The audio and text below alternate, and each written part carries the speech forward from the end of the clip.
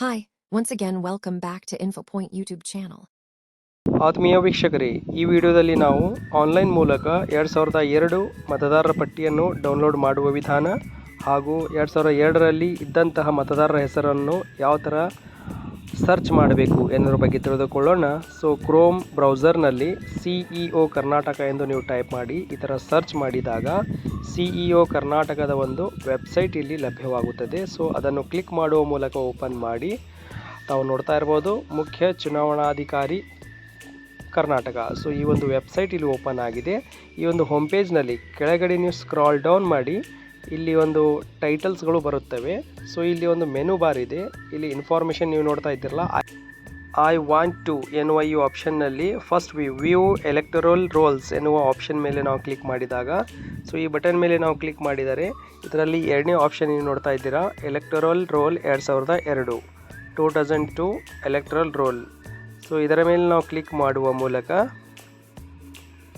2002ರ ಮತಪಟ್ಟಿಯನ್ನು ಡೌನ್ಲೋಡ್ ಮಾಡಿಕೊಳ್ಳಬಹುದು. ಸೊ ಈ ಆಪ್ಷನ್ ಮೇಲೆ ಕ್ಲಿಕ್ ಮಾಡಿದಾಗ ಮತ್ತು 3 ಆಪ್ಷನ್ ಇಲ್ಲಿ ಲಭ್ಯವಾಗುತ್ತವೆ. ಒಂದು ಡಿಸ್ಟ್ರಿಕ್ಟ್ ಇದೆ. ಸೊ ಆ ಡಿಸ್ಟ್ರಿಕ್ಟನ್ನು ಸೆಲೆಕ್ಟ್ ಮಾಡಿ ನಂತರ ಮತಕ್ಷೇತ್ರವನ್ನು ಸೆಲೆಕ್ಟ್ ಮಾಡಿ ನಂತರ ಪಾರ್ಟ್ ನಂಬರನ್ನು ಇಲ್ಲಿ ಹಾಕಿ ವ್ಯೂ ಅಥವಾ ಡೌನ್ಲೋಡ್ PDF ಈ ಥರ ನಾವು ಮಾಡಬೇಕಾಗುತ್ತದೆ. ಸೊ ಇಂಗ್ಲೀಷ್ನಲ್ಲಿ ವರ್ಷನ್ ಇದೆ. ಫಸ್ಟು ಇಂಗ್ಲೀಷ್ನಲ್ಲಿ ಬೇಕಾದರೆ ಯಾವ ಥರ ಡೌನ್ಲೋಡ್ ಮಾಡಿಕೊಳ್ಳಬೇಕು ನೋಡೋಣ. ಕನ್ನಡದಲ್ಲಿ ಕೂಡ ಇದು ಲಭ್ಯವಾಗುತ್ತದೆ.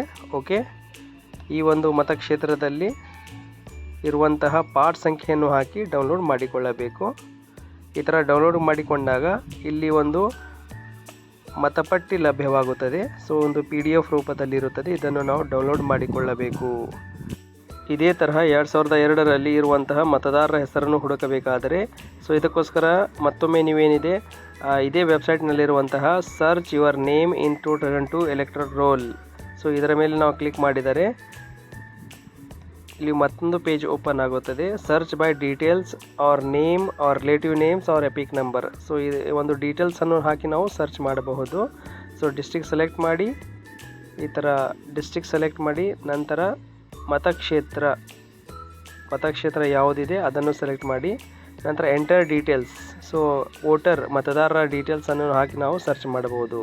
ಅವರ ಹೆಸರು ಅಥವಾ ಅವರ ಸರ್ನೇಮ್ ಆಗಲಿ ಇನ್ನಿತರ ಮಾಹಿತಿಯನ್ನು ಹಾಕಿ ನಾವು ಸರ್ಚ್ ಮಾಡಿದಾಗ ಕೆಳಗಡೆ ನೀವು ನೋಡ್ತಾ ಇರ್ಬೋದು ಸ್ಕ್ರಾಲ್ ಡೌನ್ ಮಾಡಿ. ಸೊ ಆ ಒಂದು ಕೀವರ್ಡ್ ಇರುವಂತಹ ಎಷ್ಟು ಮತದಾರರಿದ್ದಾರೆ ಅವರ ಒಂದು ಲಿಸ್ಟ್ ಕೂಡ ಇಲ್ಲಿ ಬರುತ್ತದೆ.